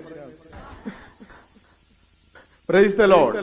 അപ്പോൾ അച്ഛൻ ചോദിക്കട്ടെ, സ്നേഹവും സമാധാനവും ആത്മനിയന്ത്രണവും ക്ഷമയും ദയയും നന്മയും ഇങ്ങനെയുള്ള പുണ്യങ്ങൾ, വിശ്വസ്തതയും ലാളിത്യവും അനുസരണവും വിശുദ്ധിയും ഒക്കെ ആയിട്ടുള്ള പുണ്യങ്ങള്, അതിന്റെ ഈ ഗ്രാഫ് ഇപ്പോഴത്തെ അവസ്ഥ എന്താ? അത് ഓരോരുത്തരും നിങ്ങളത് വിളിച്ചു പറയണ്ട, ഓരോരുത്തരും പരിശോധിക്കുക. എന്റെ ഈ ഗ്രാഫ് ഇങ്ങനെ ഉയർന്നുയർന്നുയർന്ന് ഒടുവിൽ അത് 100 മേനിയാകുമ്പോഴാണ് ഞാൻ ക്രിസ്തുവിനെ പോലെ ആകുന്നത്. ഉച്ചത്തിൽ വിളിക്കാം ഈശോയേ. 100 മേനി, രക്ഷയുടെ ഫലം 100 മേനി പുറപ്പെടുവിച്ചവന്റെ പേരാണ് ഈശോ. ഉച്ചത്തിൽ വിളിക്കാം ഈശോയേ. നമ്മൾ ആരെ പോലെ ആകാനാണ് പരിശ്രമിച്ചു കൊണ്ടിരിക്കുന്നത്? ഈശോയെ പോലെ ആകാനാണ്. പ്രിയപ്പെട്ടവരെ, അച്ഛനിത് പറഞ്ഞത് എല്ലാവരും രക്ഷ പ്രാപിക്കണമെന്ന് ദൈവം ആഗ്രഹിക്കുമ്പോഴും എല്ലാവരിലേക്കും അനുഗ്രഹങ്ങൾ ദൈവം വാരി വിതറുമ്പോഴും എല്ലാവർക്കും ആ 30 മേനി എന്ന് പറയുന്ന ഒരു ഗ്രേഡിലേക്ക് പോലും എത്താൻ പറ്റുന്നില്ല. അല്ലേ? അങ്ങനെ ഗ്രേഡില്ലേ? ഷീറ്റ് വിൽക്കാൻ കൊണ്ടുപോകുമ്പോ കരി പിടിച്ചത്, പുക പിടിച്ചത്, അല്ലെങ്കിൽ ഉണങ്ങാത്തത് എന്നൊക്കെ പറഞ്ഞ് പല ഗ്രേഡില്ലേ? ഇപ്പൊ ഷീറ്റ് വെക്കണ കാലമല്ലേ? ആണോ? ഹല്ലേലൂയ. അപ്പോൾ ഗ്രേഡ് ഉള്ളതുപോലെ ഗ്രേഡ് നോക്കിയിട്ടാണ് അതിന് വില നിശ്ചയിക്കുന്നത്. അല്ലേ ചേട്ടാ? ഇന്ന് വെട്ടം പോയില്ലേ? വ്യാഴാഴ്ച വെട്ടില്ല. വെട്ടാൻ പോയാൽ ഇവിടെ എത്തില്ല. കൈയടിച്ച കർത്താവിന് നന്ദി. പ്രിയപ്പെട്ടവര്, ഷീറ്റിന് വിലയുള്ള കാലമാണ് അല്ലേ? എന്നിട്ടും അല്ലേ, വിലയില്ലാഞ്ഞിട്ടൊന്നും അല്ലല്ലോ വെട്ടാതെ പോയത്. വിലയുണ്ട്. പാല് കിട്ടുന്ന സമയമല്ലേ? പാലുണ്ട്, വിലയുണ്ട്, പാലുണ്ട്, ഷീറ്റുണ്ട്. പക്ഷെ വേണ്ട, കർത്താവിന്റെ അടുത്തുള്ള വെട്ട് കഴിഞ്ഞിട്ട് മതി. മരത്തിന്റെ അടുത്തുള്ള ജീവന്റെ വൃക്ഷത്തിൽ നിന്ന് വെട്ടിയിട്ട് മതി ബാക്കിയുള്ള വെട്ട്. ഹല്ലേലൂയ. ഉച്ചത്തിൽ വിളിക്കാം ഈശോയേ, ഈശോയേ. അപ്പോൾ പ്രിയപ്പെട്ടവരെ, കർത്താവിന്റെ ആഗ്രഹമാണ് എല്ലാവരും രക്ഷ പ്രാപിക്കണമെന്നത്. മൂന്നാമതായി കർത്താവിന്റെ ആഗ്രഹം പറയും. നമ്മുടെ ആഗ്രഹവും എന്താണ്? എല്ലാവരും രക്ഷ പ്രാപിക്കണം. നമ്മളും ഫലം പുറപ്പെടുവിക്കണം. കർത്താവിന്റെ ആഗ്രഹമാണ് നമ്മുടെ ഹൃദയത്തിൽ നിന്ന് രക്ഷയുടെ ഫലങ്ങൾ ഉണ്ടാകണമെന്നത്. നമ്മൾ അനുഗ്രഹം കിട്ടിയാൽ മാത്രം പോരാ, ഈ ഫലം പുറപ്പെടുവിക്കണം. അനുഗ്രഹം എന്ന് പറയുന്നത് ഒരു വിത പോലെയാണ്. വിതച്ചാ മതിയോ? പോരാ, അത് വലുതായി, ആ ചെടി വലുതായി ഫലം പുറപ്പെടുവിക്കുമ്പോഴാണ് വിതയ്ക്കുന്നത് കൊണ്ട് ഗുണമുണ്ടാകുന്നത്. ചില ആളുകൾ വിചാരിക്കുന്നു അനുഗ്രഹം കിട്ടി, തീർന്നു, എന്റെ നിയോഗം തീർന്നു. നിയോഗം എന്തായിരുന്നു? അനുഗ്രഹം കിട്ടുക എന്നുള്ളതായിരുന്നു നിയോഗം. അതോടുകൂടി എന്റെ നിയോഗം. അനുഗ്രഹം കിട്ടുമ്പോ നിയോഗം തുടങ്ങുന്നുള്ളൂ. പ്രിയപ്പെട്ട കുഞ്ഞേ,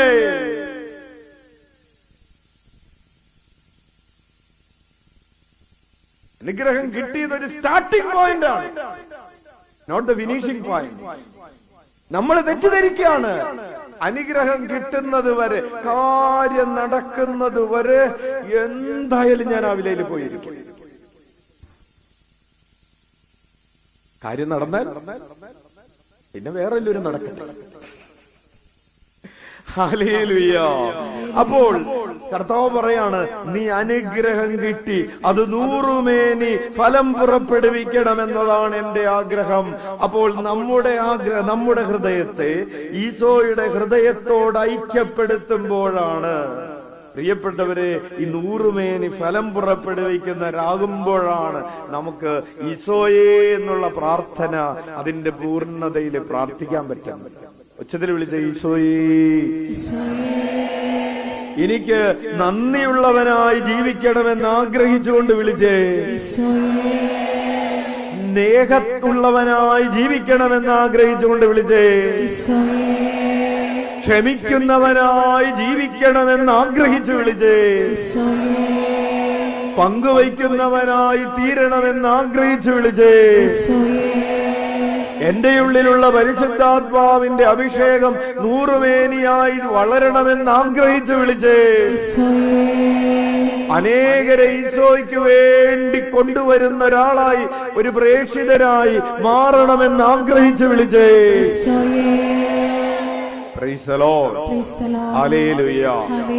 അപ്പോൾ അതാണ് ഈശോയുടെ രണ്ടാമത്തെ ആഗ്രഹം. എന്താണ് ഈശോയുടെ രണ്ടാമത്തെ ആഗ്രഹം? എല്ലാവരും എല്ലാവരും 100 മേനി ഫലം പുറപ്പെടുവിക്കണം. ഓക്കെ, രക്ഷ പ്രാപിക്കണം എന്നുള്ളതിന്റെ വേറൊരു വാക്കാണ്. രക്ഷ പ്രാപിക്കണം എന്ന് പറയുന്നത് നമുക്ക് മനസ്സിലാവുന്നില്ല അല്ലേ? ഇനി അടുത്ത ആഗ്രഹത്തിലേക്ക് പോകാം. അല്ലെങ്കിൽ ഈ ആഗ്രഹം കൊണ്ട് തന്നെ നമ്മൾ ഈ കൊല്ലം തീരും. അമ്മത്തരേച്ചയുടെ 5-ാം സദനം കാത്തു കിടക്കണം. അപ്പോ എല്ലാവരും അനുദപിക്കണം. ഈശോയുടെ അടുത്തൊരു ആഗ്രഹമാണ്. എന്താണ്? എല്ലാവരും അനുദപിക്കണം. ആരൊക്കെയാണ് അനുദപിക്കേണ്ടത്? പാപികൾ. ഈശോ പറഞ്ഞു, ഒരു സിസ്റ്റർ ഇങ്ങനെ വിഷമം പറഞ്ഞു, അച്ഛാ ഈശോ എന്ത് പണിയാണ് കാണിച്ചത്? എന്തു പറ്റി സിസ്റ്ററെ? ആ 99 എണ്ണത്തിനെ മരുഭൂമിയിൽ വിട്ടിട്ട് ആ ഒരെണ്ണത്തിനെ അന്വേഷിച്ച് പോയില്ലേ? അപ്പൊ നമ്മളേക്ക് ഇനി ആര് നോക്കും? അപ്പൊ സിസ്റ്റർ വിചാരിച്ച സിസ്റ്റർ ആ 99-ലാണെന്നാണ്. ഹല്ലേലൂയ. സിസ്റ്റർ മാത്രല്ല, നമ്മള് പലരും വിചാരിച്ചു കൊണ്ടിരിക്കുന്നത് നമ്മളാ 99-ൽ പെട്ട ആൾക്കാരല്ലേ ഇവിടെ ഇരിക്കണത്, അല്ലേ? ആ കാണാതെ ഒരാട് എവിടെയാ കിടക്കുന്നത്? ആറളം ഫാമിലാണ്.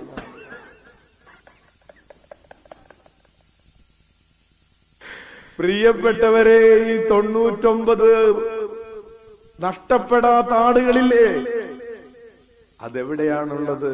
അതായത് പാപം ചെയ്യാത്ത നീതിമാന്മാരായ, അനുതാപം ആവശ്യമില്ലാത്ത 99 ആടുകൾ ഇരിക്കുന്ന സ്ഥലത്തിന്റെ പേരെന്താണ്? ആവിലാപ്പള്ളിയാ? ആവിലാസന അല്ല. ഇവിടെ ഇരിക്കുന്നത് മുഴുവൻ ആ നഷ്ടപ്പെട്ടവരാണ്. അണ്ണിച്ചേട്ടനടക്കം, അച്ഛനടക്കം. സന്തോഷം. പ്രിയപ്പെട്ടവരെ, ഈ 99 അനുതാപം ആവശ്യമില്ലാത്ത നീതിമാന്മാരെന്ന് പറയുന്നത്, ഒരനുതാപവും ആവശ്യമില്ലാത്ത നീതിമാന്മാര് മാലാഖമാരാണ്.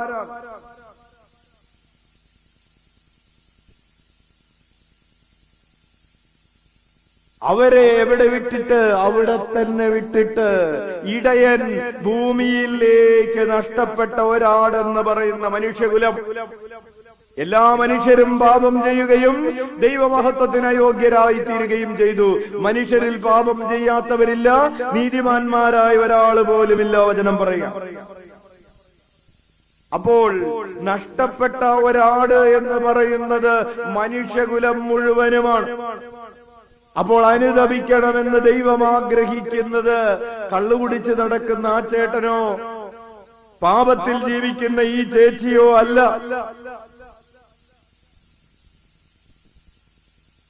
അനുദപിക്കണമെന്ന് ഈശോ ആവശ്യപ്പെടുന്നത് മനുഷ്യകുലം മുഴുവനോടുമാണ്.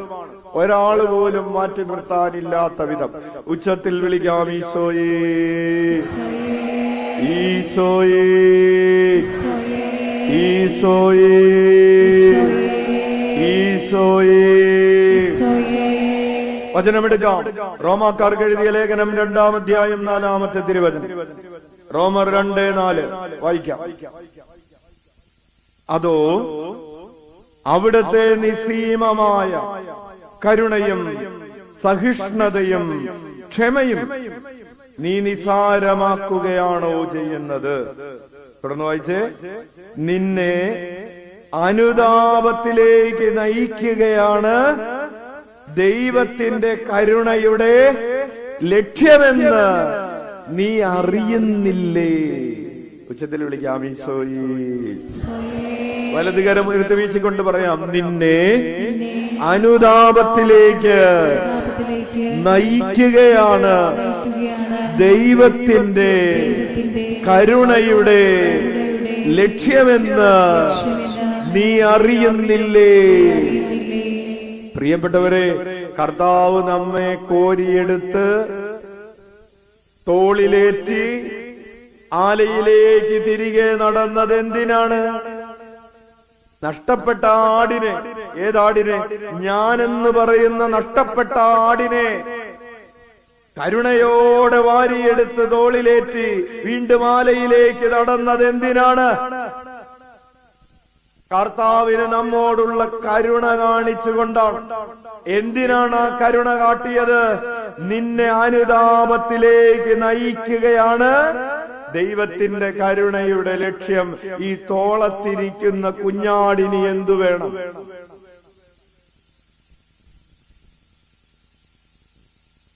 തോളത്തിരുന്നു കൊണ്ട് ഈ കുഞ്ഞാട് ആലയിലേക്ക് മടങ്ങി വന്നുകൊണ്ടിരിക്കുകയാണ്. തോളത്തിരിക്കുന്ന കുഞ്ഞാട് ഇനി അവിടെ ഇരുന്ന് കരയണം.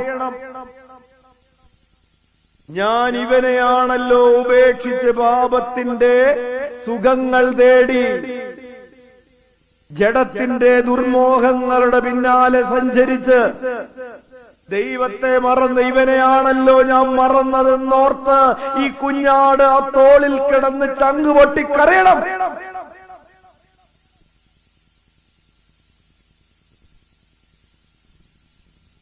നമ്മളാകുന്ന കുഞ്ഞാട് ചിലപ്പോ ആ തോളത്തിരുന്നു കൊണ്ട് വീണ്ടും അവിടത്തെ ചവിട്ടുകയും കുത്തുകയും ചെയ്യുകയാണ്.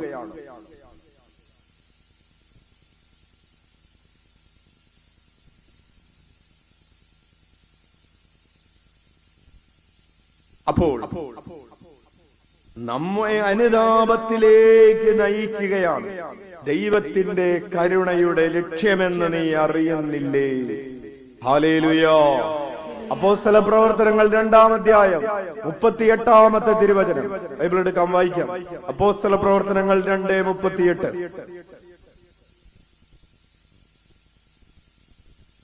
പത്രോസ് പറഞ്ഞു, ആ ജനം ചോദിച്ചു. പരിശുദ്ധാത്മാവിന്റെ ആഗമനത്തിന് ശേഷം പത്രോസ് ഈശോയുടെ മനുഷ്യാവതാര രഹസ്യങ്ങളെ കുറിച്ച് പ്രഘോഷിച്ചു കഴിഞ്ഞപ്പോ, ഈശോയുടെ മരണത്തെക്കുറിച്ചും ഉദ്ധാനത്തെക്കുറിച്ചും പ്രസംഗിച്ചു കഴിഞ്ഞപ്പോൾ ജനം ചോദിച്ചു, ഞങ്ങൾ എന്ത് ചെയ്യണം? പത്രോസ് മറുപടി പറയുകയാണ്, നിങ്ങൾ പശ്ചാത്തപിക്കുവിൻ, പാപമോചനത്തിനായി എല്ലാവരും യേശുക്രിസ്തുവിന്റെ നാമത്തിൽ സ്നാനം സ്വീകരിക്കുവിൻ, പരിശുദ്ധാത്മാവിന്റെ ദാനം നിങ്ങൾക്ക് ലഭിക്കും. Hallelujah, hallelujah, hallelujah. പ്രിയപ്പെട്ടവരെ, 2 പത്രോസ് 3:9 വചനം എടുത്ത് വായിക്കാം. 2 പത്രോസ് 3:9. കാലവിളംബത്തെക്കുറിച്ച് ചിലർ വിചാരിക്കുന്നത് പോലെ കർത്താവ് തന്റെ വാഗ്ദാനങ്ങൾ പാലിക്കുന്നതിൽ താമസം വരുത്തുന്നില്ല. തുടർന്ന്, ആരും നശിച്ചു പോകാതെ എല്ലാവരും അനുതപിക്കണമെന്ന് അവിടുന്ന് ആഗ്രഹിക്കുന്നത് കൊണ്ട് നിങ്ങളോട് ദീർഘക്ഷമ കാണിക്കുന്നു എന്നേയുള്ളൂ. വലതുകരം ഉയർത്തി വീശിക്കൊണ്ട് പറയാം, ആരും നശിച്ചു പോകാതെ എല്ലാവരും അനുതപിക്കണമെന്ന് അവിടുന്ന് ആഗ്രഹിക്കുന്നത് കൊണ്ട് നിങ്ങളോട് ദീർഘക്ഷമ കാണിക്കുന്നു. Hallelujah, hallelujah, hallelujah. അപ്പോൾ കർത്താവ് ആഗ്രഹിക്കുകയാണ് എല്ലാവരും അനുതപിക്കണം. കർത്താവിന്റെ ആഗ്രഹമാണ്. നിന്റെ ആഗ്രഹം എന്താണ്? ഞാൻ എന്നെ കുറിച്ച് തന്നെ എനിക്കൊരാഗ്രഹം ഉണ്ടാകണം, ഞാൻ അനുതപിക്കണം, എന്റെ പ്രിയപ്പെട്ടവർക്ക് അനുതാപമുണ്ടാകണം. ഇപ്പോഴുള്ള അവസ്ഥ പോരാ. ആർക്ക്? നമ്മൾ പറയാറുണ്ട് പോരാ പോരാ പോരാ. ആർക്ക്? മറ്റുള്ളവർക്ക് പോരാന്നല്ല വിശ്വാസം. എനിക്ക് പോരാ, കുറച്ചുകൂടെ വേണം. അതാണ് അനുതാപം. എന്റെ ഉള്ളിലുള്ള സ്നേഹം ഇപ്പോഴുള്ളത് പോരാ, കുറച്ചുകൂടെ വേണം. എന്റെ ഉള്ളിലുള്ള വിശുദ്ധി ഇപ്പോഴുള്ളത് പോരാ, കുറച്ചുകൂടെ വേണം. എന്റെ ഉള്ളിലുള്ള വിനയം ഇപ്പോഴുള്ളത് പോരാ, കുറച്ചുകൂടെ വേണം. അതാണ് അനുതാപം എന്ന് പറയുന്നത്.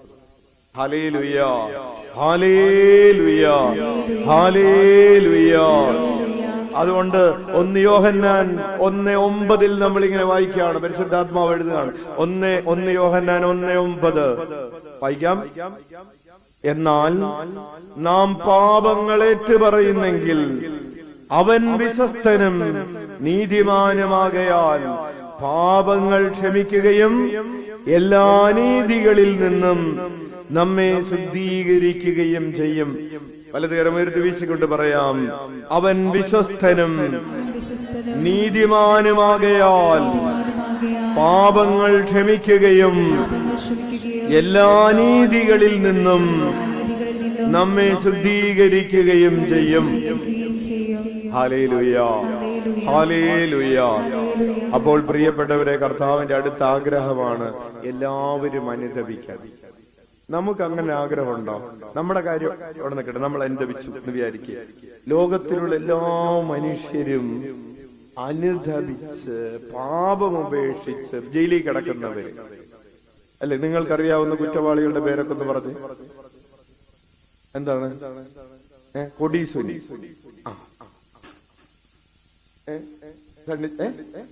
ചെന്താമര, ലേറ്റസ്റ്റ്. അനുതപിക്കണമെന്ന് ആഗ്രഹമുണ്ടോ? ഓ, ഇയാളൊക്കെ എന്തിനാ പുറത്ത് കിടക്കുന്നത്? ഇയാളെ കൊന്നു കളഞ്ഞപ്പോ അയാളെ പുറത്തിറക്കി വിട്ടതാണ് ഈ പ്രശ്നത്തിന് മുഴുവൻ. ഹല്ലേലൂയ. ആ ആള് അനുതപിക്കണമെന്ന് ആഗ്രഹമുണ്ടോ? ഹല്ലേലൂയ. പ്രിയപ്പെട്ടവരെ, വിശുദ്ധർക്ക് ഇങ്ങനെയായിരുന്നു ആഗ്രഹം. കൊച്ചു ത്രേസ്യക്ക് ഉണ്ടായിരുന്ന ഒരു ആഗ്രഹത്തെ കുറിച്ച് നിങ്ങൾ കേട്ടിട്ടുണ്ടല്ലോ.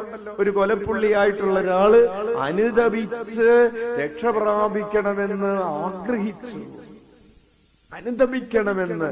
ഇപ്പൊ ഈശോയെ അറിയാത്തവര് ഈശോയെ അറിയണമെന്ന് ആഗ്രഹമുണ്ടോ? ഉണ്ടോ?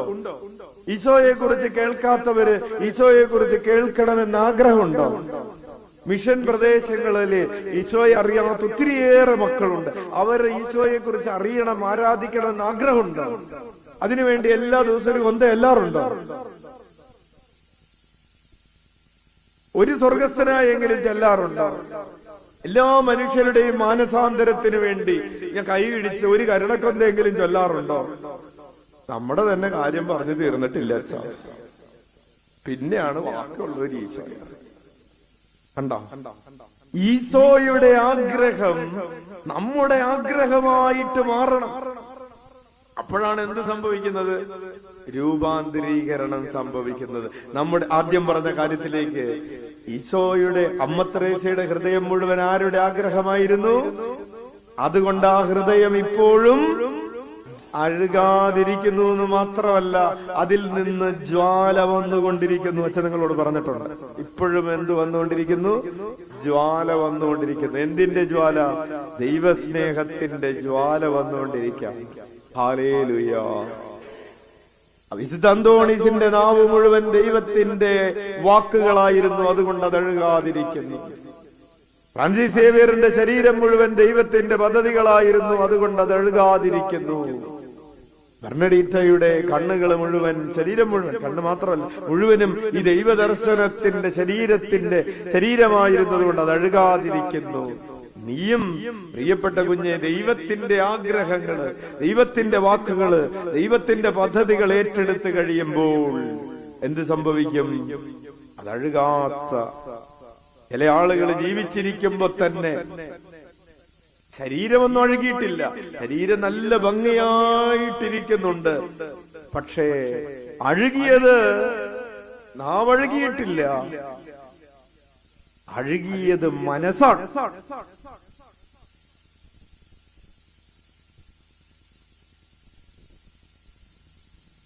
ദൈവത്തിന്റെ ആഗ്രഹങ്ങൾക്ക് പകരം ലോകത്തിന്റെ ആഗ്രഹങ്ങൾ ഹൃദയത്തിൽ കുത്തി നിറച്ച് ദുർമോഹങ്ങളും ദുരാശകളും വഞ്ചനയും വക്രതയും ഒക്കെയായി ചുറ്റി നടന്ന് അഴുകിയത് ജീവിച്ചിരിക്കുമ്പോൾ തന്നെ അഴുകിയ മനസ്സുമായി ജീവിച്ചുകൊണ്ടിരിക്കുകയാണ്. ഈ പശ്ചാത്തലത്തിലാണ് നമ്മൾ പറയുന്നത് അനുസരണക്കേടിന്റെ അഴുക്ക്. മാതാപിതാക്കളെ അനുസരിക്കാൻ മനസ്സില്ലാത്ത മക്കൾക്ക് അവരുടെ മനസ്സഴുകിയ മനസ്സാണ്. തെറി പറയുന്ന കുട്ടികൾ, മുതിർന്നവര്, പ്രായമുള്ളവര്, കൊച്ചുങ്ങളെ കുറിച്ച് തുടങ്ങി 2ാം ക്ലാസ്സിലായ കൊച്ചിനെ കുറിച്ച് മുതല് 90 വയസ്സുള്ള വല്യമ്മച്ചിയെ കുറിച്ച് വരെ അച്ഛൻ ഈ പരാതി കേട്ടിട്ടുണ്ട്. എന്താണ്? അമ്മയ്ക്ക് കൈ അനക്കാൻ പറ്റുന്നില്ല അച്ഛോ, കാലനക്കാൻ പറ്റുന്നില്ല. ആകെ അനക്കാൻ പറ്റുന്നത് നാവാണ്. വേറൊന്നും അനങ്ങുന്നില്ല. കട്ടിലില് തളർന്നു കിടക്കാണ്. ആകെ ഒരു അവയവമേ അനക്കാൻ പറ്റുന്നുള്ളൂ. അതുകൊണ്ട് പരമാവധി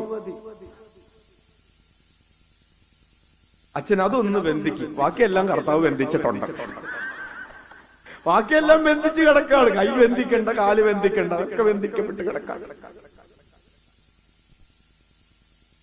ഹല്ലേലൂയ, ഹല്ലേലൂയ. അപ്പോൾ അഴുകിയ മനസ്സ്, എവിടെന്നാ വാക്ക് വന്നത്? വാക്കുകൾ അഴുകിയ മനസ്സ്. അപ്പൊ പറഞ്ഞു വരുന്നത്, നീ കർത്താവിന്റെ ആഗ്രഹങ്ങളോട് നിന്റെ ഹൃദയത്തെ ഐക്യപ്പെടുത്തിക്കൊണ്ട് നീ ഈശോയെ എന്ന് വിളിക്കുമ്പോൾ അത് യേശുനാമത്തിലുള്ള പ്രാർത്ഥനയായി മാറും. ഉച്ചത്തിൽ വിളിച്ച ഈശോയേ, ഈശോയേ. എല്ലാവരും രക്ഷ പ്രാപിക്കണമെന്ന് ആഗ്രഹിച്ചുകൊണ്ട് വിളിച്ചേ. എല്ലാവരും 100 മേനി ഫലം പുറപ്പെടുവിക്കുന്നവരാകണമെന്ന് ആഗ്രഹിച്ചു വിളിച്ചേ. എല്ലാവരും നന്ദി നിറഞ്ഞ മനസ്സോടെ ജീവിക്കണമെന്ന് ആഗ്രഹിച്ചുകൊണ്ട് വിളിച്ചേ. എല്ലാവരും സ്നേഹത്തിന്റെ 100 മേനി പുറപ്പെടുവിക്കണമെന്ന് ആഗ്രഹിച്ചു വിളിച്ചേ. എല്ലാവരും ദൈവരാജ്യ ശുശ്രൂഷയുടെ തീഷ്ണതയുടെ 100 മേനി പുറപ്പെടുവിക്കണമെന്ന് ആഗ്രഹിച്ചുകൊണ്ട് വിളിച്ചേ. ആത്മാർത്ഥതയുടെ 100 മേനി വിളയട്ടെ. സത്യസന്ധതയുടെ 100 മേനി വിളയട്ടെ. പരസ്പര ക്ഷമിക്കുന്നതിന്റെ 100 മേനി വിളയട്ടെ. അനുതാപത്തിന്റെ 100 മേനി വിളയട്ടെ. കരുണയുടെ 100 മേനി വിളയട്ടെ. വിശ്വാസത്തിന്റെ 100 മേനി വിളയട്ടെ. ആത്മാർത്ഥതയുള്ള പ്രാർത്ഥനയുടെ 100 മേനി വിളയട്ടെ. വചനത്തോടുള്ള ദാഹത്തിന്റെ 100 മേനി വിളയട്ടെ. ഹൃദയം തുറക്കപ്പെടട്ടെ. ഉരുകിയ മനസ്സോടുകൂടെ വിളിക്കട്ടെ. മിഷൻ പ്രദേശങ്ങളെ സമർപ്പിച്ച് വിളിക്കട്ടെ. മിഷണറി പ്രവർത്തനങ്ങളെ സമർപ്പിച്ച് വിളിക്കട്ടെ. നഷ്ടപ്പെട്ടു പോയ വിശ്വാസം തിരികെ ലഭിക്കട്ടെ. ശ്രദ്ധിക്കാതെ പരിഗണിക്കപ്പെടാതെ നമ്മുടെ ജീവിതത്തിൽ കിടക്കുന്ന അനുഗ്രഹങ്ങളിലേക്ക് നമ്മുടെ ശ്രദ്ധ തിരിയട്ടെ. കഠിന ഹൃദയം, പാറ പോലെയുള്ള ഹൃദയം, അത് ഒടിഞ്ഞ് മാംസളമായ ഹൃദയമായി മാറട്ടെ.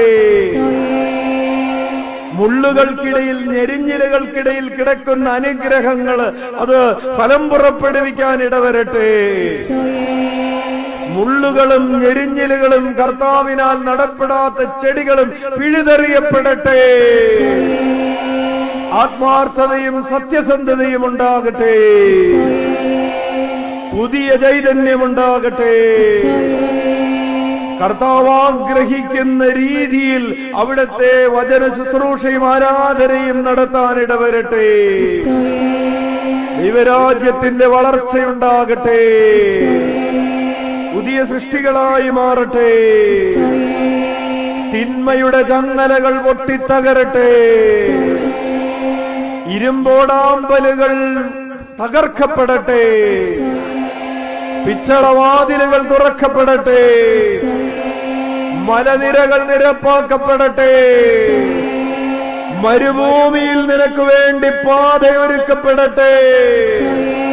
വിജനദേശത്ത് നിനക്ക് വേണ്ടി ജലാശയങ്ങൾ ഉണ്ടാകട്ടെ. നീ നട്ടുവളർത്തിയ ഒരു തോട്ടം പോലെയായി തീരട്ടെ. നിനക്ക് സമൃദ്ധി ഉണ്ടാകട്ടെ. ഐശ്വര്യം ഉണ്ടാകട്ടെ. സാന്ത്വനം ഉണ്ടാകട്ടെ. സൗഖ്യമുണ്ടാകട്ടെ. സാക്ഷികളായി തീരട്ടെ. അത്ഭുതകരമായ വിടുതലുണ്ടാകട്ടെ. കുഞ്ഞുമക്കൾക്ക് പരീക്ഷകളിൽ ഉന്നതമായ വിജയമുണ്ടാകട്ടെ. ജ്ഞാനത്തിന്റെ അഭിഷേകമുണ്ടാകട്ടെ. രോഗികൾ അത്ഭുതകരമായ സൗഖ്യം പ്രാപിക്കട്ടെ. അത്ഭുതങ്ങളും അടയാളങ്ങളും ഈ പുണ്യഭൂമിയിൽ കർത്താവ് എപ്പോഴും അവിടുത്തെ നാമത്തിന്റെ യോഗ്യതകളാൽ നടത്തട്ടെ. കർത്താവിന്റെ പ്രവൃത്തി കാണാൻ നമുക്ക് ഭാഗ്യമുണ്ടാകട്ടെ. കർത്താവിന്റെ മഹത്വം കേൾക്കാൻ നമ്മുടെ കാതുകൾക്ക് ഭാഗ്യമുണ്ടാകട്ടെ. ഈശോയോട് കൂടെ വസിക്കാൻ ഉടമ്പടിയെടുത്ത് പ്രാർത്ഥിക്കട്ടെ. ജീവിതാവസാനം വരെ അവനോട് ചേർന്ന് നിൽക്കുമെന്ന് ഉടമ്പടിയെടുത്ത് പ്രാർത്ഥിക്കട്ടെ. സർവ കഴിവുകളോടും കൂടെ അവന് വേണ്ടി ജീവിക്കുമെന്ന് ഉടമ്പടിയെടുത്ത് പ്രാർത്ഥിക്കട്ടെ.